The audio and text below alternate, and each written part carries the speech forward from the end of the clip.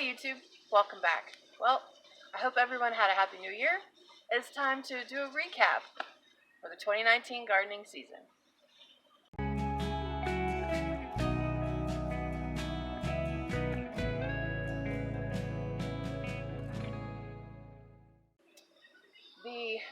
Yes, I know there are still dead plants hanging on my trellises. It got cold quick, and I don't like the cold. If it's like below 50, I'm in the house. Just saying. So there's still some cleanup that needs done.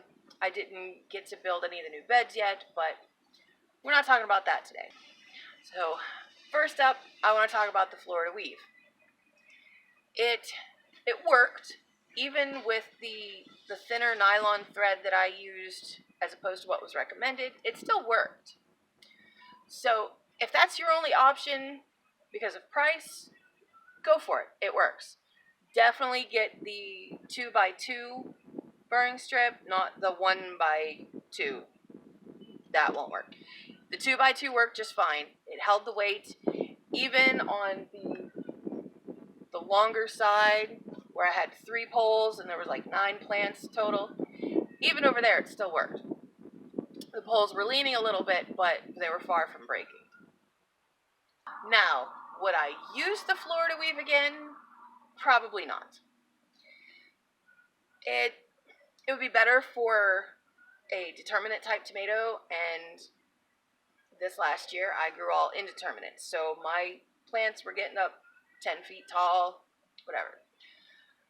It was better for the shorter plants, so if you have a bunch of determinate ones, it would still be really great for that. Not the best for the indeterminates. Like I said, it will work, but not the best. This year I'm going to single stake all of my indeterminates. I may grow some determinate ones, so I may do that, but I haven't finalized my seed plans yet, so that's still up in the air. As a whole, though, it works, but I will probably not do it again unless I'm just growing determinates. So I've had fruit bushes in buckets and large containers for 2 years now, and most of them didn't come back last year. The only one that did was the raspberries. I did get a few berries off of that, but it was very little. It was only a handful.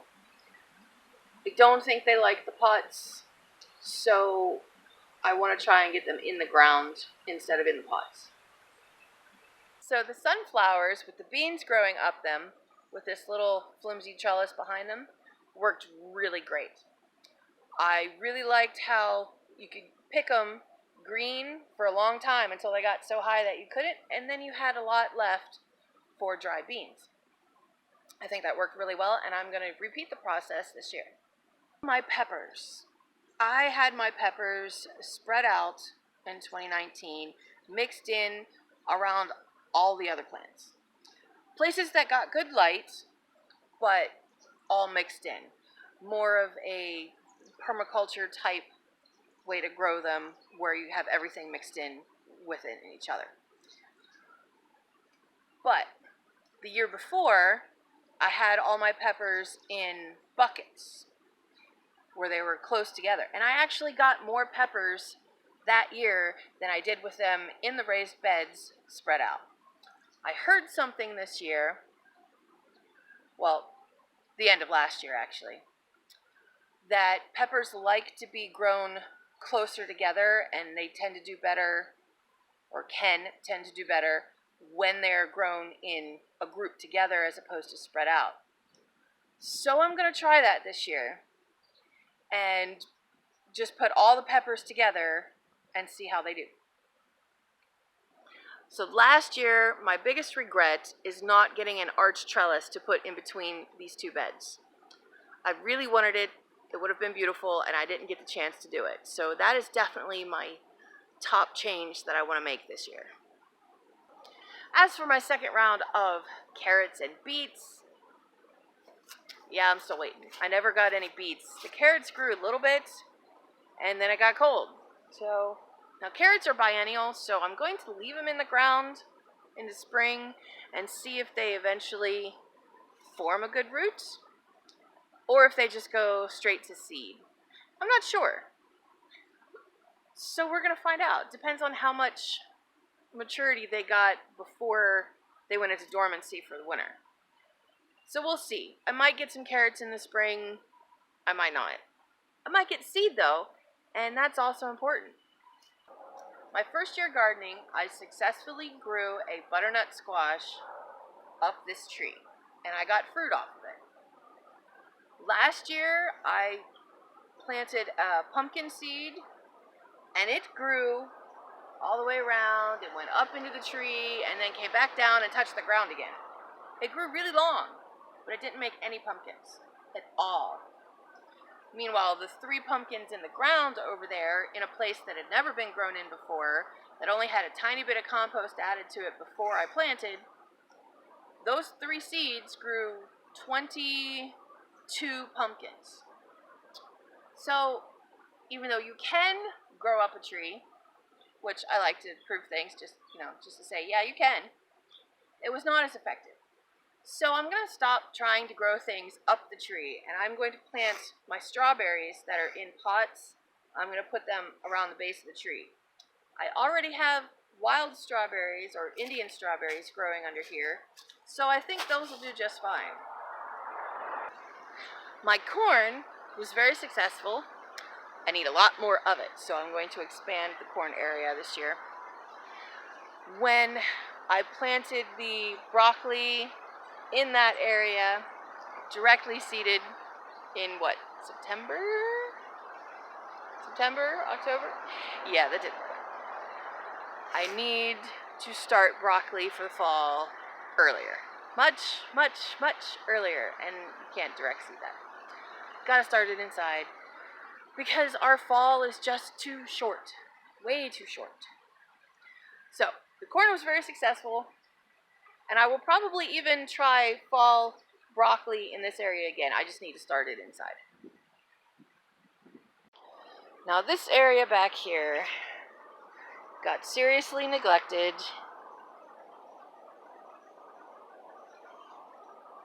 And it just made me sad. So I have to be honest with myself. It's harder for me to garden in the ground. And anything that needs more attention than just dropping a couple seeds in and leaving it go needs to be in a raised bed, because that's easier for me to work in. This area did not have that. My husband needs to fix the porch area. Some of the bricks are like loose and stuff. So he didn't want me to put in a permanent bed until after that's fixed, which is going to be a while. So I just grew into the ground, then it wouldn't be something permanent. But because it was just in the ground, I neglected it. And I pretty much didn't harvest anything out of there except like once, out of that whole area. So it was a waste. Because of that, this year I'm still going to use the area, but when I get the fruit bushes out of the large pots and into the ground, I'm going to use those large pots to grow things and set them over here. Then it's easier for me to get into and weed and take care of, but it's also not permanent. So my hot pepper area is in the ground, and I knew this might be an issue for me, but I didn't want to put a raised bed in here. It's right by the front of the house. I wanted it to look pretty. So I spent a lot of time on it, and I put some pretty mulch. Yeah. It didn't keep the grasses from coming back. So I want to keep it the same. I still want to use it for hot peppers, although more. And I still want to keep it in the ground with mulch on it. I just need a lot more mulch so it's thick enough that I don't have to get down and weed. Then the only thing I'll have to worry about is actually just transplanting and then harvesting, and harvesting's fine. So another realization I've had to admit is if it's not started in the spring or in the winter, I'm probably not going to do real well with it, because I still have a second round of something sitting out here on my porch that never got planted. So all those late edition ideas of, oh, I could grow that, I could fit that in somewhere, I'm not real good with it. So I'm going to try and just be more intentional about what I start and not trying to add to it later,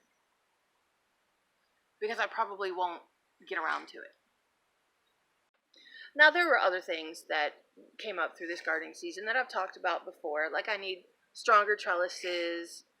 I don't do well with starting seedlings in egg cartons. I definitely want to get more of the actual seed starting trays and cups, like yogurt cups, solo cups, things like that. Those I did the best with. That's what I'm going to stick with. I had some things that worked really well, some things that didn't. For the most part, 2019 was a very good gardening year. I had a lot of success. I did realize that I'm not as good with flowers. Some flowers I grew really well, and I'm going to keep growing those. Others I never even got to germinate. But hey, you can't be perfect at everything. So thanks for coming along with me today. Remember, life's an adventure. Thanks for joining me in mine. God bless.